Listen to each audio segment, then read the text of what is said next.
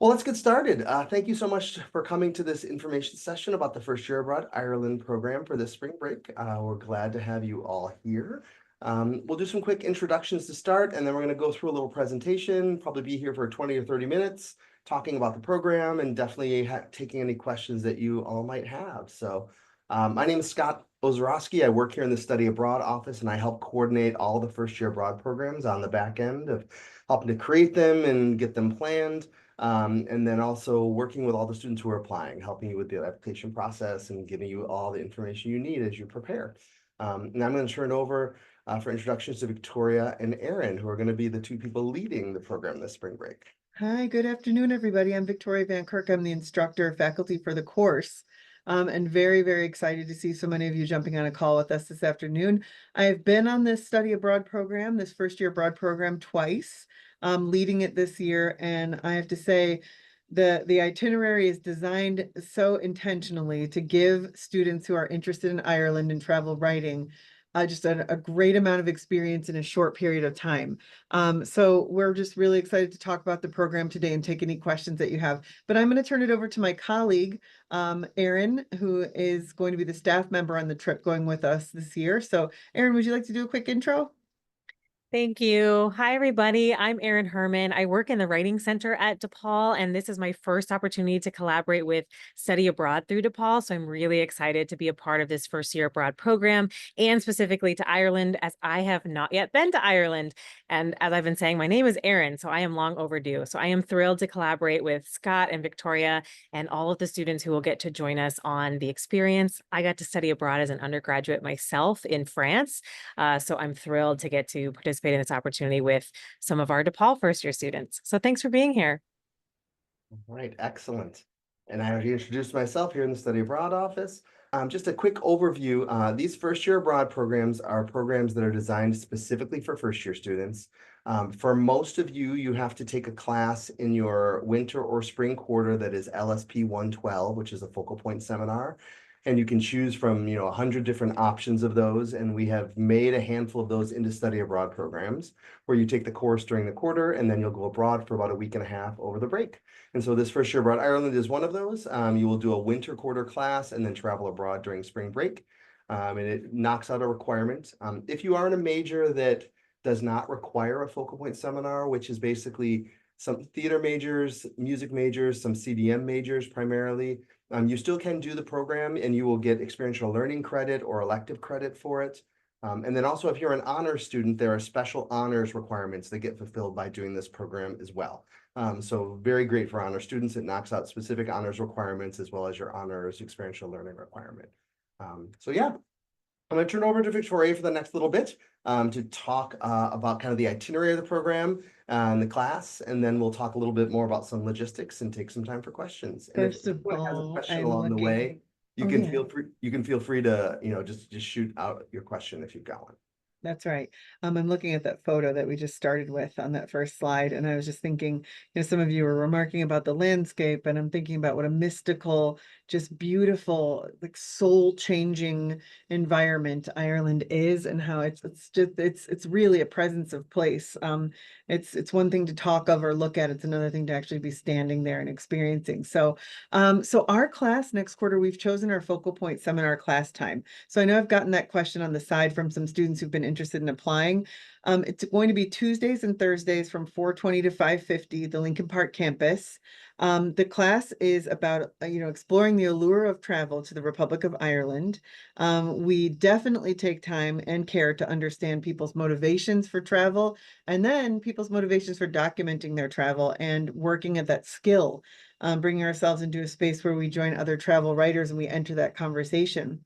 Travel literature is also a part of it. We'll be, looking at some more classical pieces as well as contemporary pieces. So I wouldn't say we're stuck to any decade. We basically just look at pieces that have relevancy to the places we're going so that we're reading and experiencing pieces of travel literature in Ireland along with the actual places and settings that many of these authors are speaking of. The Irish dream. So what compels us to visit? We just heard some really good reasons from all of you.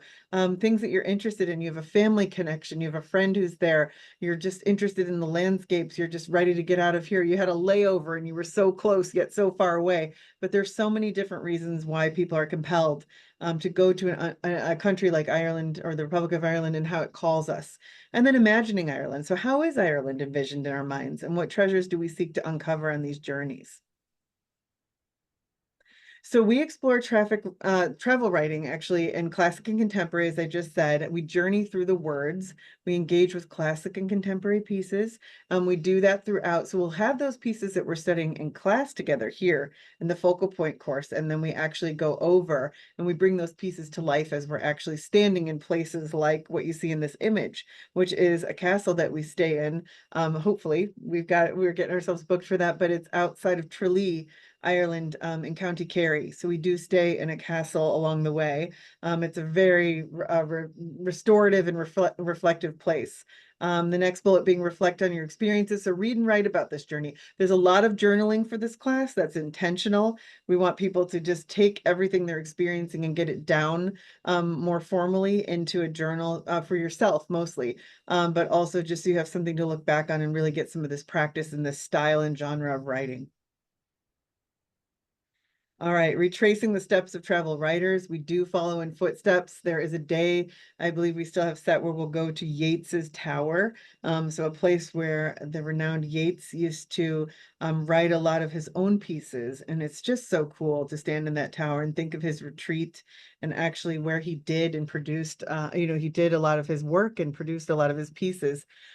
We also go to iconic cities. So we start in Dublin. So I know I'm going to look a little backwards to all of you, but we do start in Dublin and then we go down to Cork.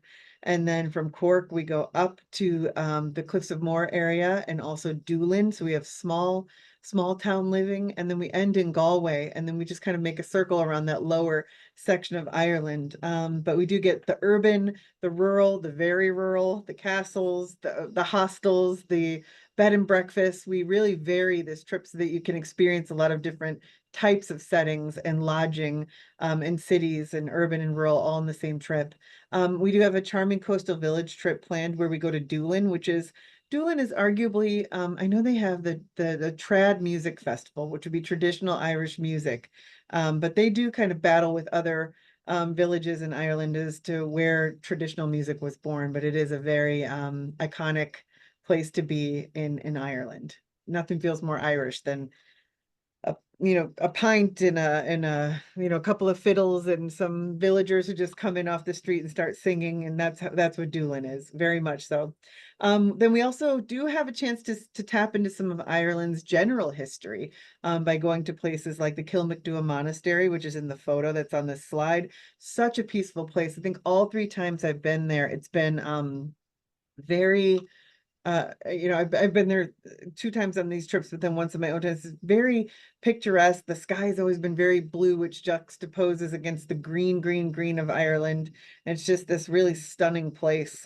So the picture does not do it justice, but we do get a chance to see some monasteries, castles, museums along the way, engaging insights. So we're learning from guest lecturers. We're working on securing hopefully a modern travel writer in Dublin who will come and do a talk with us and actually let us into their world, their professional world, and teach us a bit about what it's like to be an Irish travel writer.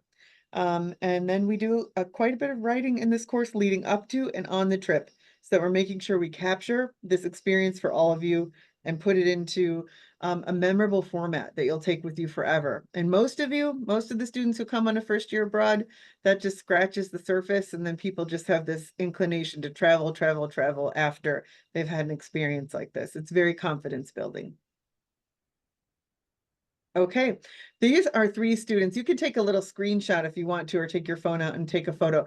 All 3 of these students have agreed to speak with anyone who's interested about the actual trip. They're in the photo that you can see in front of us. This is from last year. This is just outside of Kilkenny, Ireland. Our bus driver just took as the Irish do, he just kind of took a look out of the bus window and he just said, this is the place, and he just had us all get off the bus and he said, this is the place. And then we did, and it was the place. If you can tell from the photo, it was just absolutely gorgeous the way the sun was kind of coming in through the clouds. I think we saw a rainbow that day. That feels very Irish to see a rainbow with a no pot of gold though. But you can take a photo of these 3 students and their contact information, and you can reach out. Ava and Billy are here on campus. Umberto is actually doing a study abroad program now in Milan, but he's watching email and is happy to discuss his experience on the trip as well. Sometimes it can be just really nice to get the other student perspective, because there'll be my perspective. Obviously, Aaron's got quite a bit of insight, but it's also nice to hear from students who went recently. Victoria, you talked a little bit about the lodging. Can you get a little bit more specific about kind of the different types of I places that can. It's everyone probably one of my favorite things about the design of this course is how we purposefully move you around quite a bit, because we want you to have an experience in Ireland where you feel like you understand the country from various points. Okay.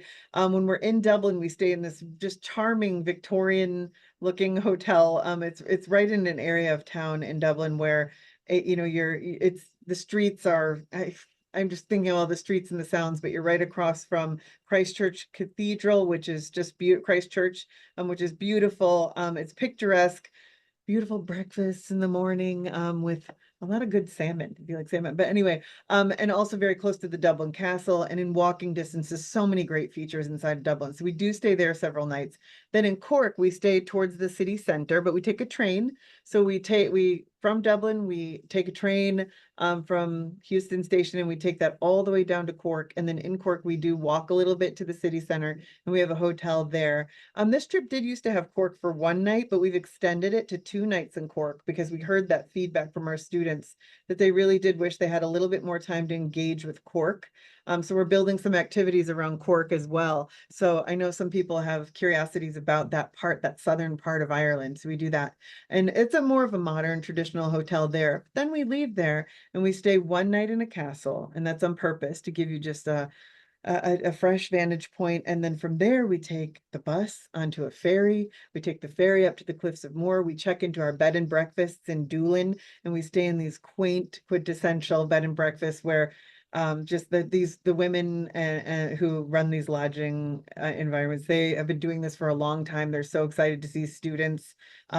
There's a donkey in a pasture across the field. You can hear the sea. You're so close. There's a pub right across the road. People on horses and carts going by. It's just picturesque, and it's so relaxing. Like I can't wait for that part of the trip. It actually does something to you. So, and then we end in a hostel in Galway. We stay at a place called Snoozles, which is fantastic. As far as hostels are designed to be more inexpensive lodging for students, so people in your age bracket. But I have to say, you're going to get spoiled by this hostel because it's much nicer than a lot of the hostels that are planted all over Europe and in other places in the world. But this is a very nice hostel, but you'll get that chance of like bunk style living and, getting to experience that cool part of like youth travel. So Great, that's really helpful.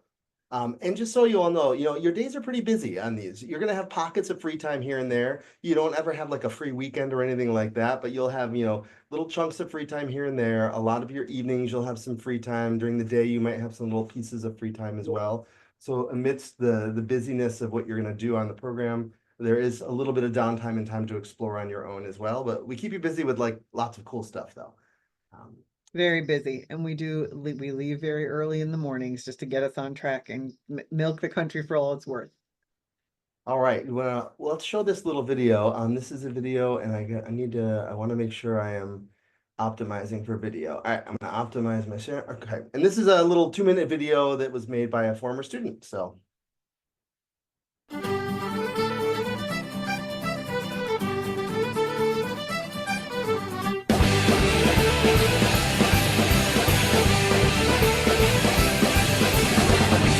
Light and blue, there's nothing more a man could do. Don't get your bollocks in a twist. Settle down, don't take a fit. You drank with demons straight from hell. They almost nearly won as well. You wiped the floor with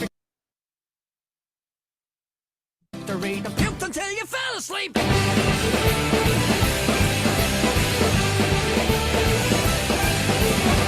was the banshees well. These boots will never feel like you're crawling to an empty boat. For to go from Mexico, but Curtis came and so did you. From the ashes charring blue, smelling like a salty dog. Back from hell where you belong.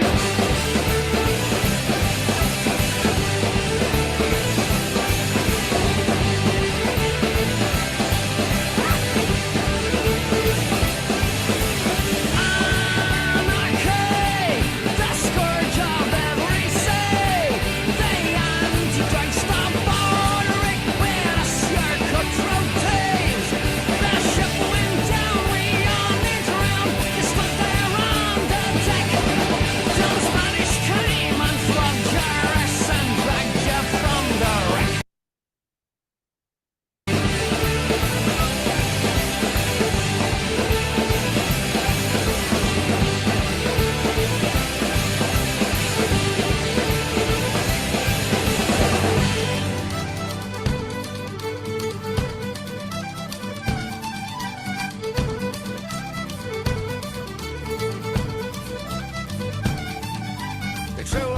round your neck to watch you dance the jig of death and let you board the starboard cross. Hovering like hungry horse, one foot down, but don't you ride the other hand in a search of starlight. So leave me be. I need the bugger so I can see.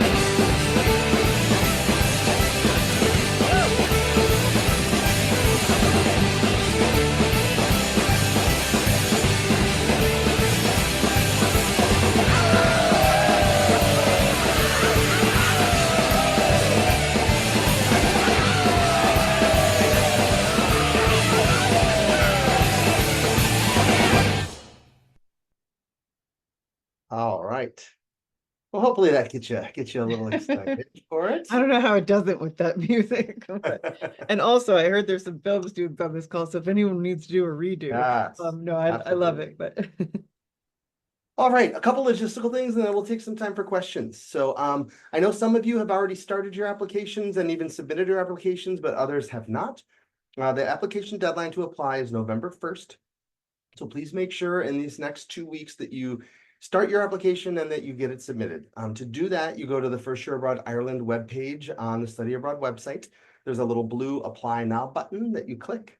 And then once you do that, it's just a handful of questions. None of them are long essay questions, just short answer questions that ask you a few things about why you're interested in doing the program, how it relates to your studies and interests, things like that. You'll complete all that. You upload a transcript. Since you are all pretty much new first year students, you don't have a DePaul transcript yet, so we would like you to just upload a copy of your high school transcript. And that does not have to be like anything official. It can just be like a screenshot of your transcript or your grade report, whatever you might have. If you need to reach out to your high school, we just need to have some kind of something to see like what your most recent grades were as we're reviewing your application. So you'll get that in, and then around the application deadline, Victoria and Aaron will be in touch with everybody who has applied, and they'll be doing some small group interviews. And this is not like a high pressure interview situation. This is 4 or 5 students getting together for half an hour, 40 minutes to just answer a few questions, ask your own questions about the program, just to get to know everybody a little bit. So they will send out an email asking you to sign up for time slots for these little group interviews for everybody who has applied.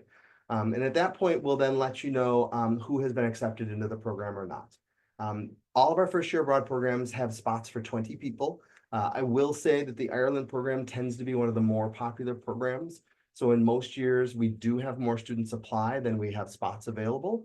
So we will select 20 people to go on the program. And then others of you who maybe don't get in, maybe on a wait list where we just say, hang tight.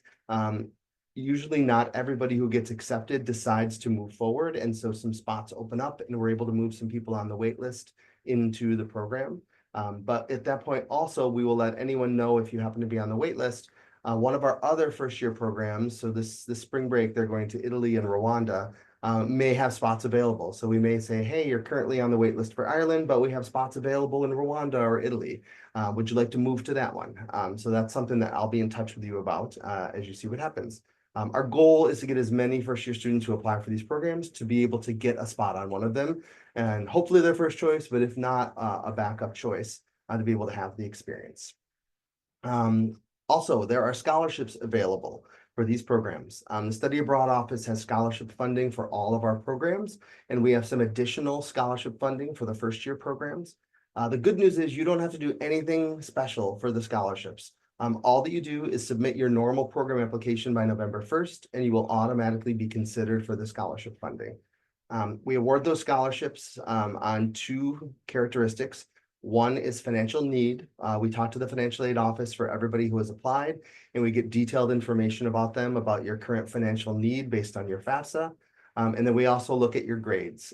If you had been at DePaul already, you would have a GPA here, but in most cases, for most of you, you don't. So we actually work with the admissions office and use your high school grades to help calculate that. So somebody who had a high financial need and strong academic background will be the most likely to get the most scholarship funding.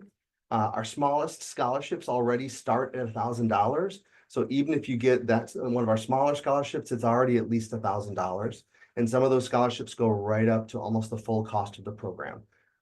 There is no application fee or commitment to have to apply. So I always tell students, apply for the program, see if you get in. As soon as you find out if you get in, we'll also let you know if you got a scholarship and how much it's for, and then you can decide. And if you want to move forward, you just tell us yes, and great, we'll move you forward. And if you decide not to, no problem. We withdraw you, and then that opens up a spot for someone else potentially on the program. But you won't know unless you try. So you got to apply and see what happens. Study abroad as well will register you in the coursework. This is not a class you can register yourself in. So once you have been accepted and say that you want to move forward, we will then get you registered in the 6 credits that are for this class. It's the 4-point focal point seminar, and then an additional 2 credits you get for that additional time abroad during spring break. So as you're doing your registration for winter quarter, what I would recommend is one of 2 things. Either register in a backup class, and then if you get accepted into the program and move forward, you can just drop that backup class, or just leave a spot in your schedule for it, and then we'll put this into your schedule. As long as you are at 18 credits or fewer in your winter quarter, you don't pay extra tuition on top of the program fee, which I'll talk about in a minute. If you go over 18 credits, you do have to pay extra tuition for that, which is the same any quarter. Any quarter that you register in more than 18 credits, you've got to pay extra for that. So what you'll want to do is make sure you are only in a maximum of 12 credits that you've registered yourself in, because we're going to put you in those additional 6 credits for the program if you accept and go and move forward. In terms of cost, the program fee for this program is $3,850, but it is very all-inclusive. That includes your round-trip airfare from Chicago to Dublin. It's your accommodations for the entire program. It is a lot of your meals. It's all your breakfasts, 1 lunch, and 4 dinners. It's all your course activities, all your on-site transportation. We enroll you in international travel, health, and accident insurance. So really, it's basically what you need on top of that is just some spending money for things you might do in your personal time and a little bit of money for a handful of meals. But aside from that, everything is covered. So we do our best, like I said, to assist as much as we can with scholarship funding to help as many students as possible for that. Yeah. And so if you have any questions, the website has a ton of information on it. So please, if you haven't checked that out, please do. My email is there if you've got more logistical or application questions. Victoria's email is there if you've got questions, particularly about the course or the itinerary or things you'll be doing while you're abroad. And this is a good time, I guess, for us to stop sharing the screen and just take any questions that you might have. So you can just unmute and shout them out or put something in the chat, whatever works. I know that we have not answered all questions. There must be some questions out there that you've got. What is everyone curious about? So I already did my winter course like registration, and I have 16 credits. Would I Yep. still be able to like drop out of one of those classes? Yeah, you can always drop out of a class Yeah. all the way up Okay. until the quarter starts. So at any point in Okay. the next few months, you can add or drop a class as much as you want. Like Okay. not a, so yeah. Is this course still eligible for sophomores who haven't done their LSP 112 yet? Yes, that's a great question. The primary audience for this are first-year students, but we do have occasionally a sophomore who is not able to take the focal point seminar in their first year. And if that is you, then absolutely you may apply. It's meant for anybody who needs to take that focal point seminar and usually takes the first year, but sometimes they're not able to. So yes, Okay. absolutely. Thank you. I have a question in the chat there. Since this is a focal point class, can I take another focal point class as well? Yes and no. It's one of those situations where you only need to do one focal point class. But if you were taking another one, what we can do is instead of giving you focal point seminar credit for this, we would instead give you experiential learning credit, which is another requirement that most students have to take before they graduate.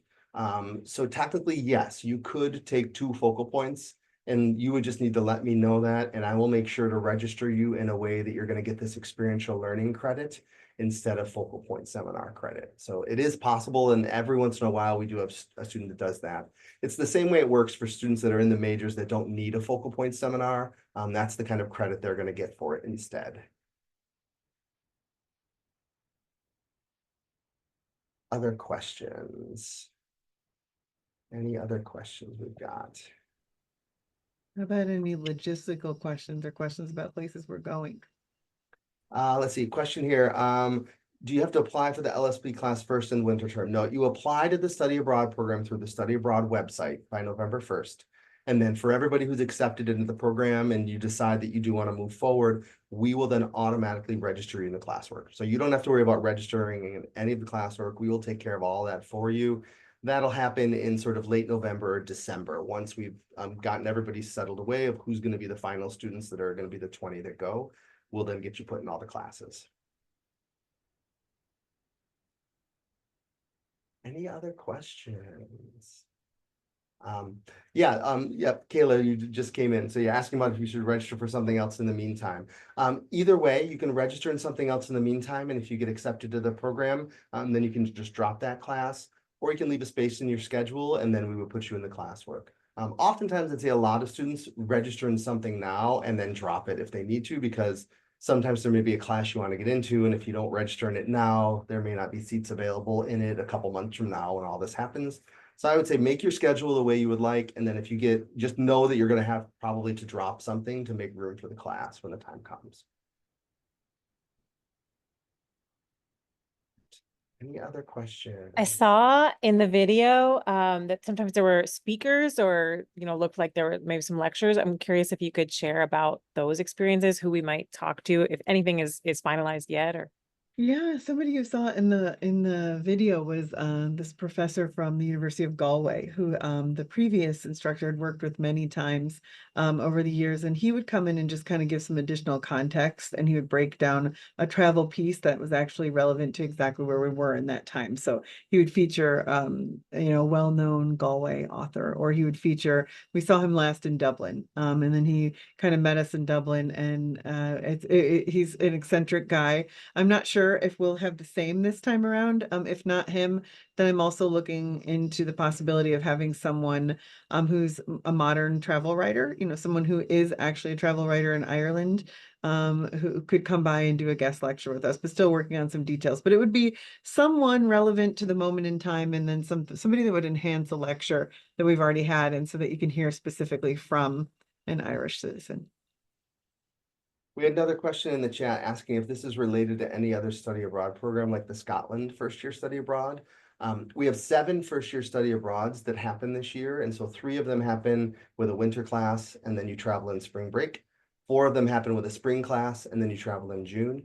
And they're all the same in that they give you the same credit. They're all focal point seminar classes for LSP 112. They just all have different topics and destinations that they're going to. So as a first-year student, you can apply to any of them, and they're going to give you the same requirement that's fulfilled. But each program, of course, is different in terms of what you learn and where you go.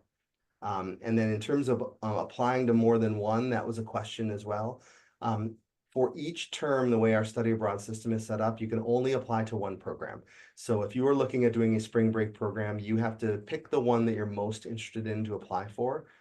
But like I mentioned before, if, for example, we had more students apply than spots and you were on a wait list, I would be in touch with you to say, hey, you're currently on the wait list for this program, but there are still spots available in this other first year program. Would you like to move to that one instead and be considered for that?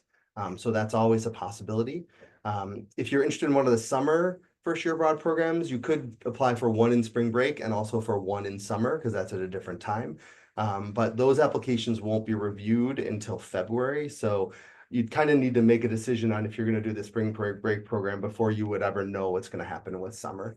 But kind of to the question that came before, every once in a while, we do have somebody who does 2 of the first year abroads as well. They do a spring break program, and then they do one of the summer programs too, and they can get experiential learning for that second one. So that is a possibility, but you can only apply to one at a time. So pick your most likely one that you'd like to do, and we'll go from there.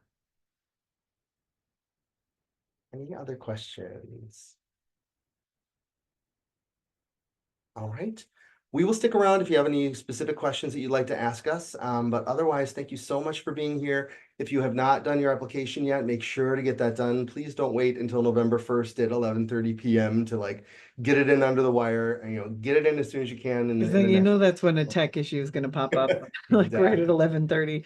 I'll just leave you with one little story really quick, is that we do load the bus up onto a ferry, and we take a ferry across the a wider part of the Shannon River.